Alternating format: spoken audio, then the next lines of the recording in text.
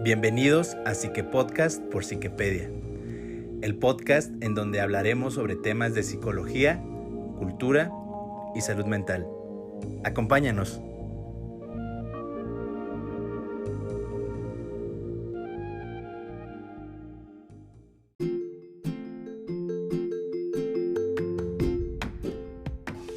Hola, ¿qué tal a todos? Sean bienvenidos a una emisión más de su Psique Podcast por Psiquepedia.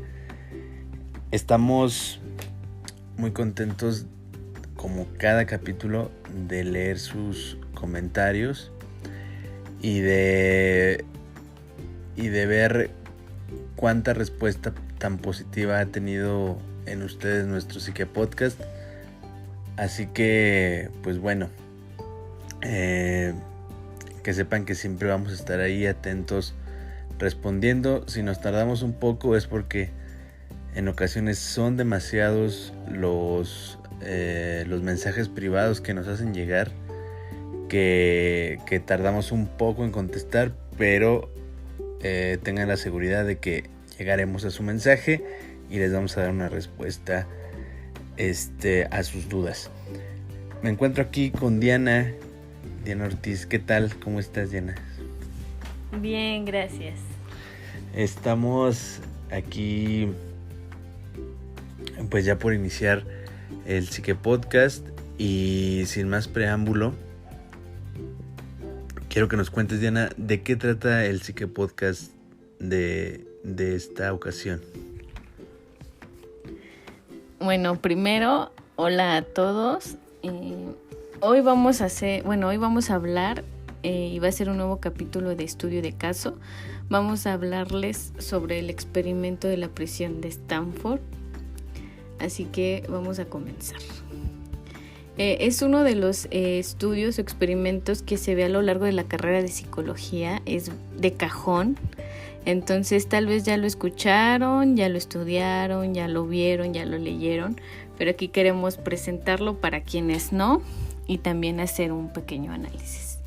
Entonces, pues como les comento, es uno de los estudios más famosos, más populares y pues se ha contado no solo en el área de psicología, sino en otras. Y quizás les suene, ya que pues digamos tiene un antecedente este experimento. Básicamente el experimento fue de un profesor de la universidad en psicología y reclutó a un grupo de estudiantes en el que asignó 2 grupos. A unos les dio el rol de guardias y a otros el rol de prisioneros en una cárcel simulada. Dicho experimento se llevó a cabo en 1971 en una de las universidades de Estados Unidos con más prestigio, que fue la de Stanford precisamente, de ahí el nombre, en California. Bueno, ¿cómo comenzó todo? Pues el origen del experimento se trazó o se basó en otro controvertido estudio psicológico llevado a cabo una década antes en otra famosa universidad de Estados Unidos, y esta fue Yale. El estudio que se realizó una década antes que fue el experimento de Milgram y fue dirigido precisamente por el psicólogo Milgram. Quería analizar la obediencia a la autoridad y su inspiración fueron los juicios de Nuremberg, en donde se juzgaron a personas por crímenes de guerra, específicamente a quienes fueron parte de los nazis en la Segunda Guerra Mundial, y la mayoría de los acusados basó su defensa en el hecho de que simplemente estaban siguiendo órdenes de sus superiores. Entonces Milgram quiso averiguar hasta qué punto una persona catalogada como buena o considerada por sí misma como una persona buena, digamos bueno entre comillas, es básicamente referirnos a bueno como una persona que tiene valores, tiene ética y no transgrede, ni afecta, ni violenta, ni corrompe los derechos de otra persona. Entonces, esa es, digamos, la base de la definición de bueno para estos experimentos. Su experimento fue muy controvertido porque muchos hasta el día de hoy mencionan que engañó a los participantes diciéndoles que se trataba de un estudio sobre memoria y aprendizaje. Dividió a los 40 voluntarios en dos grupos. Uno, el grupo de los profesores, y otro, el grupo de los estudiantes, y luego se llevó a los estudiantes a otra habitación y les pidió a los que jugaban el rol de profesores que pusieran a prueba la memoria de los que eran alumnos. Les dijo que si se equivocaban debían castigarlos con una descarga eléctrica que estaban conectando y utilizando una máquina que emitía descargas que iban desde los 50 hasta los 450 voltios. La potencia máxima tenía escrita bajo una advertencia que decía peligro, choque severo. Entonces realmente resultó que la máquina no emitía ningún voltaje, no representaba ningún peligro, y los gritos que les llegaron a poner a los profesores cuando la activaban eran grabados, eran simulados. Pero lo cierto es que el controvertido experimento de Milgram comprobó en ese momento para él que la mayoría de las personas que estaban dispuestas a dañar físicamente a otros antes de enfrentarse a la persona que ejercía la autoridad o que representaba ser alguien superior.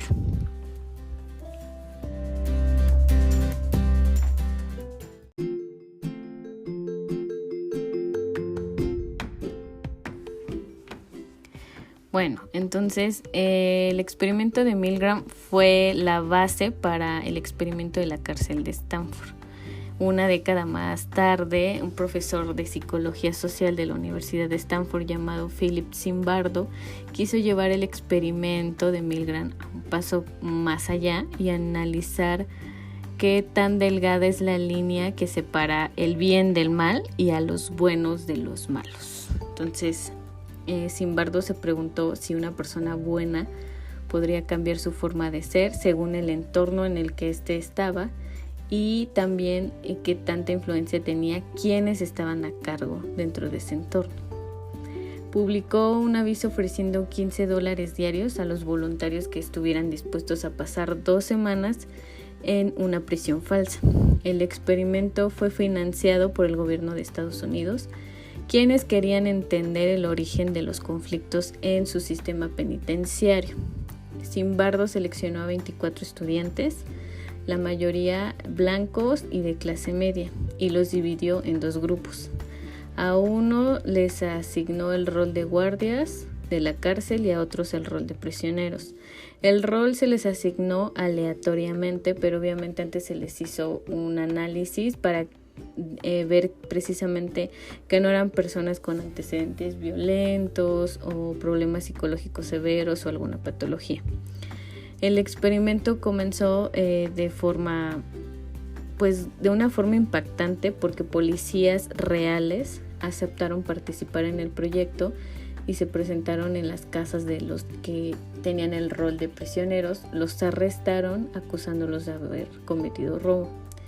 Fueron esposados, llevados a la comisaría, los ficharon y fueron trasladados con los ojos vendados hasta la supuesta prisión provisional, que en realidad era el sótano del Departamento de Psicología de Stanford, que había sido acondicionado en forma de cárcel, o sea, tenía todo el aspecto de una cárcel real. Allí los voluntarios fueron desnudados, inspeccionados, desinfectados y recibieron un uniforme que consistía en una camisa larga con un número, sin ropa interior, unas sandalias de goma y una gorra de nylon o un tipo como de media de nylon para simular que se encontraban afeitados de la cabeza. Y en los tobillos los guardias les colocaron una cadena. Entonces así da inicio el experimento. El primer día transcurrió sin novedades, pero poco a poco, a partir del segundo día, las cosas se intensificaron.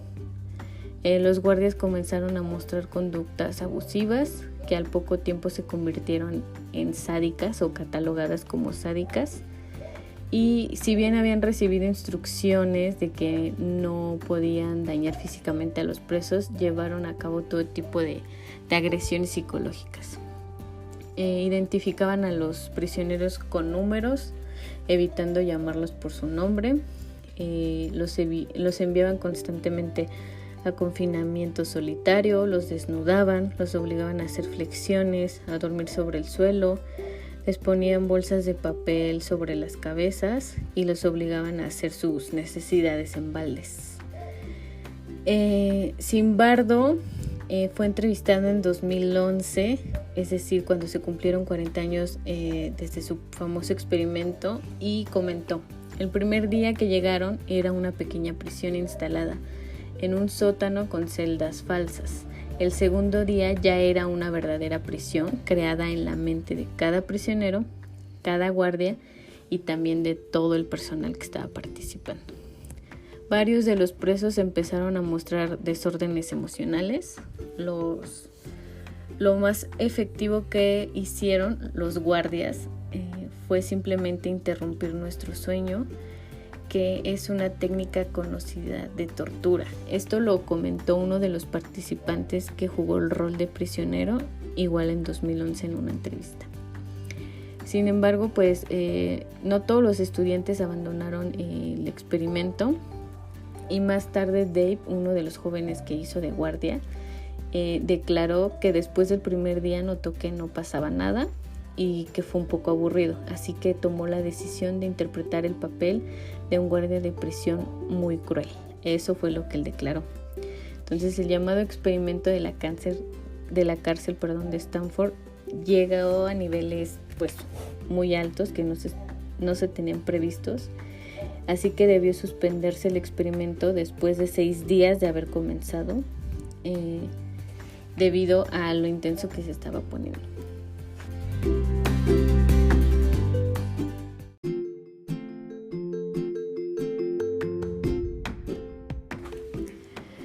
Los reclusos se enfrentaron a sus sentimientos de frustración, impotencia, de varias formas. Al principio algunos reclusos se rebelaron o discutieron con los guardias. 4 reclusos reaccionaron con crisis nerviosas, como válvula de escape a lo que estaban sintiendo, y un recluso desarrolló una erupción psicosomática por todo el cuerpo cuando supo que se había rechazado su petición de liberación condicional.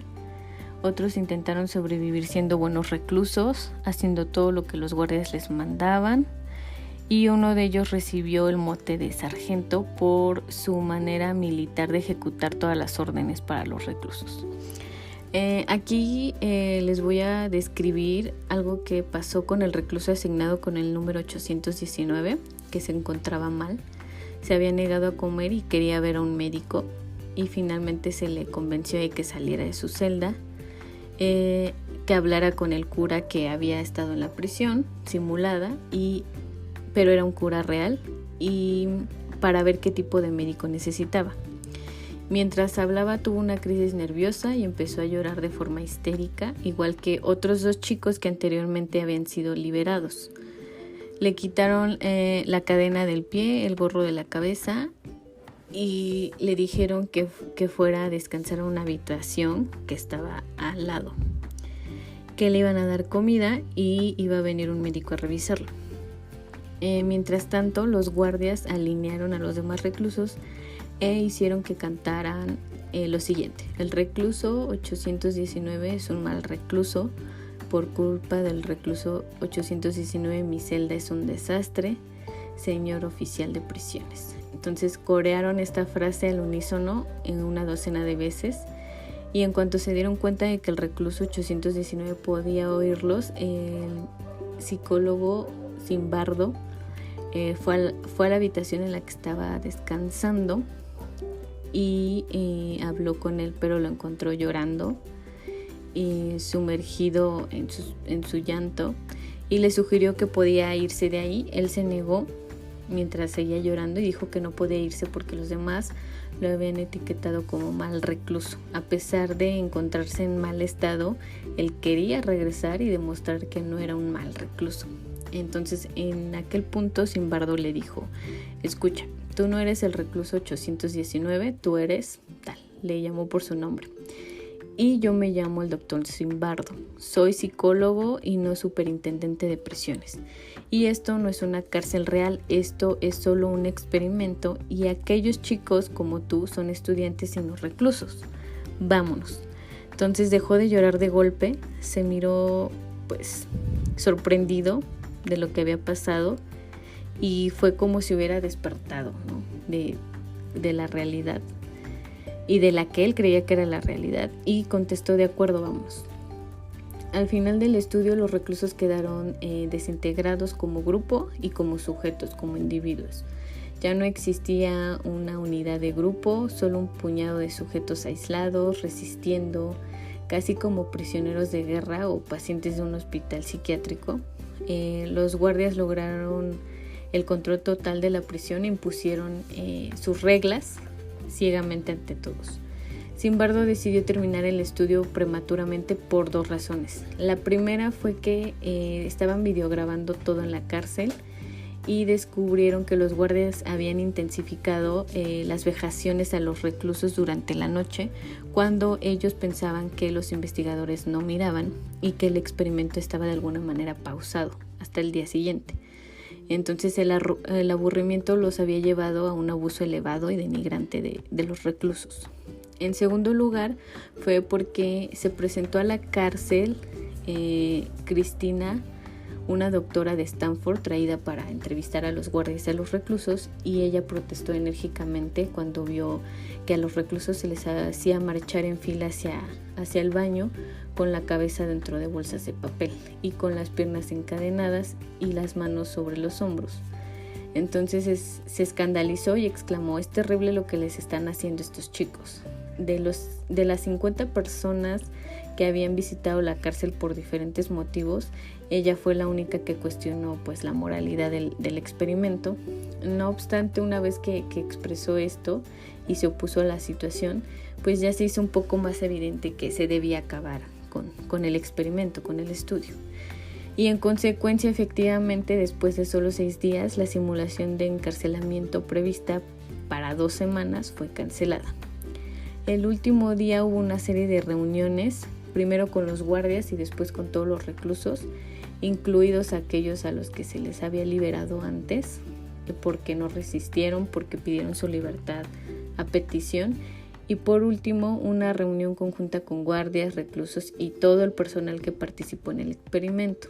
Se llevó a cabo con el fin de que todos diesen a conocer sus sentimientos abiertamente, para explicar lo que habían observado de los demás y de sí mismos, y para compartir las experiencias que habían sido bastante intensas y profundas para todos, muy significativas. También con la intención de que fuese un momento de reeducación moral, revisando los conflictos que la simulación había desatado y el comportamiento que todos habían presentado ante las situaciones. Por ejemplo, revisaron las opciones morales de las que habían dispuesto cada uno bajo su rol, a fin de estar mejor preparados para comportarse éticamente en situaciones futuras en la vida real, es decir, ya fuera del experimento y de la simulación, y evitar situaciones que pudieran transformar a cada uno de las personas que participó en ejecutores complacientes o en víctimas de este tipo de conductas y acciones.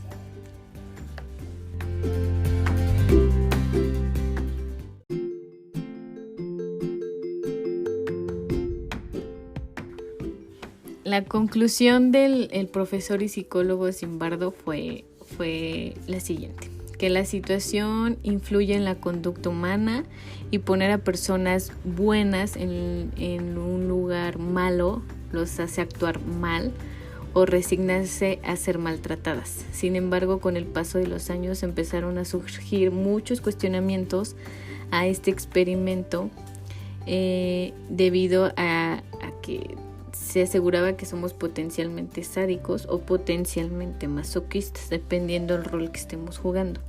El principal cuestionamiento tuvo que ver con el rol que jugó el propio Zimbardo, quien fue durante el experimento, actuó como el superintendente de la cárcel y habría aconsejado o alentado o sembrado de alguna manera la actuación de los guardias o lo que ellos ejecutaron y las ideas que tuvieron contra los reclusos. Eso es lo que se cuestiona y se plantea. Pero pues a pesar de la controversia, el psicólogo Zimbardo cobró gran notoriedad y hasta el día de hoy es considerado pues una eminencia en su campo y sigue manteniendo que su estudio fue una adición muy valiosa a la psicología y que sirve para entender fenómenos como los abusos cometidos en las cárceles en las que se han presentado casos pues sumamente impactantes. Él declaró, el estudio nos dice que la naturaleza humana no está totalmente bajo el control de lo que nos gusta pensar como libre albedrío, sino que la mayoría de nosotros podemos ser seducidos para comportarnos de una manera totalmente atípica con respecto a lo que creemos que somos.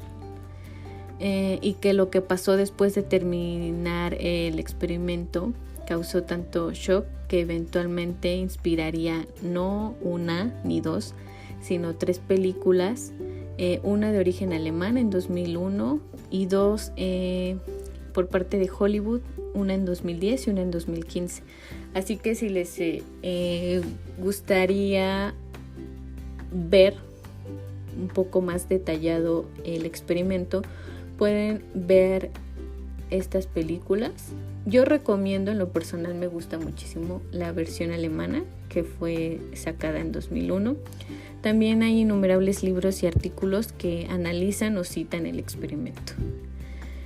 Entonces, pues aquí digamos el análisis, el estudio, el experimento tenía un fin, que era que si pones a las personas en un rol determinado, en un escenario determinado, los puedes incitar a 2 cosas: a que se resignen a ser masoquistas respecto a lo que reciben de la autoridad, o viceversa, si juegan el rol de autoridad, que puedan ser sádicos bajo el poder, ¿no?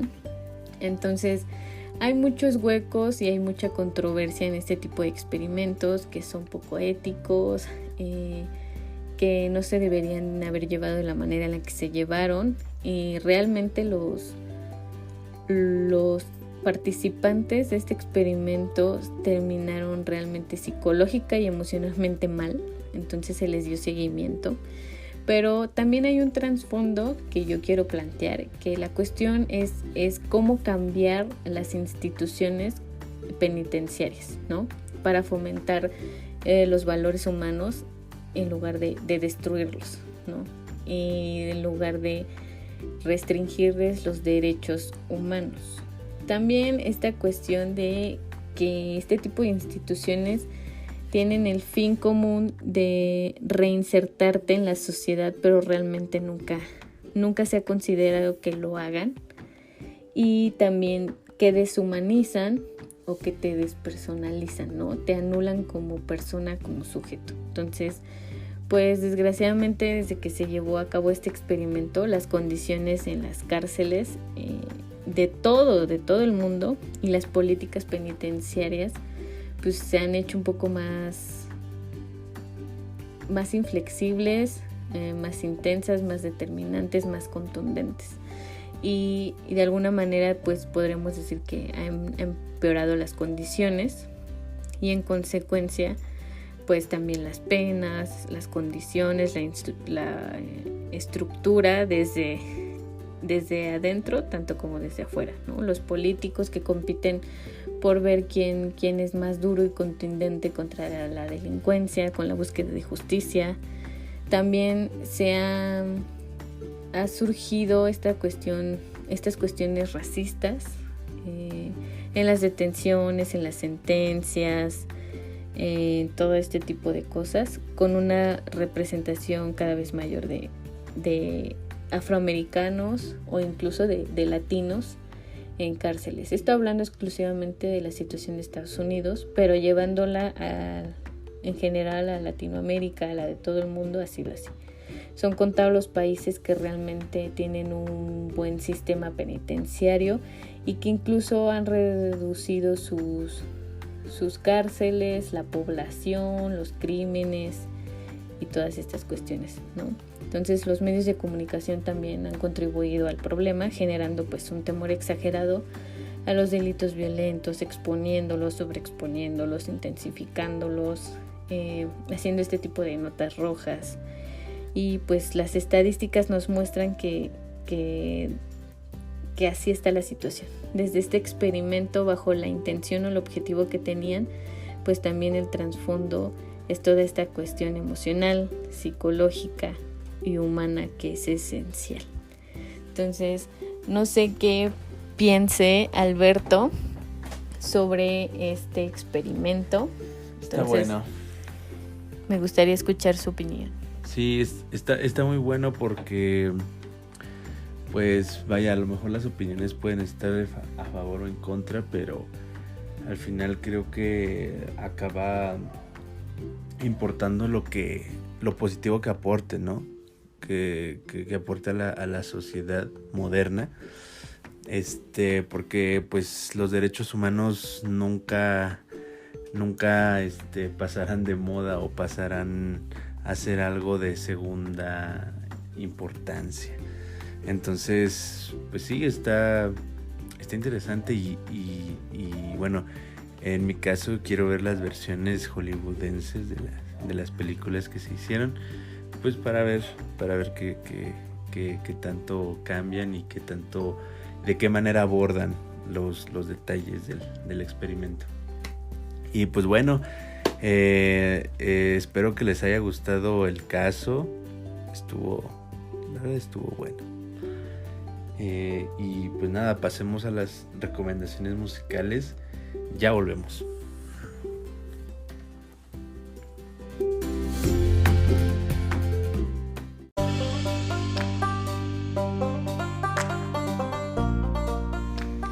Bueno, pues continuamos con las recomendaciones musicales y sí, si se están preguntando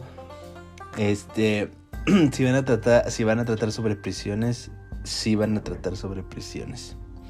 La primera es I've Seen It All de Björk, que es una canción dentro del disco Selma Songs, derivado del soundtrack de la película Dancing in the Dark de la propia Björk. Para los que no han visto esta película, pues Selma, que es la protagonista, termina dentro de una prisión a causa de una falsa acusación por parte de un policía. Y bueno, pues termina en esa prisión. Si no la han visto, es muy buena, no se las voy a spoilear. Se las recomiendo. Me parece que está en YouTube gratis, para que vayan a verla. La segunda es Folsom Prison Blues de Johnny Cash. Es una canción que probablemente muchos conozcan. Es una de las más famosas de Johnny Cash y habla sobre la prisión de Folsom en Estados Unidos. La tercera es Nobody Knows I Am Here de el autor Carlos Cabezas, para la película que lleva el mismo nombre. Aquí la película, digamos que no trata de ninguna prisión formal, o sea, con todos los títulos, pero sí una prisión tanto interna en la mente del protagonista, que es Memo Garrido, y pues su casa, ¿no? Su casa, que se encuentra alejada de toda la civilización. Él se convierte, pues digamos que en un preso de su propia, ¿cómo lo llamarías tú, Diana? De su propia de su propio infortunio, o cómo lo llamarías tú. Pues es un poco de consecuencia de su entorno y de su estado emocional, que lo llevan a aislarse. Exacto. Entonces, pues espero que les hayan gustado. Como siempre, se las vamos a dejar en la descripción. Y no se olviden de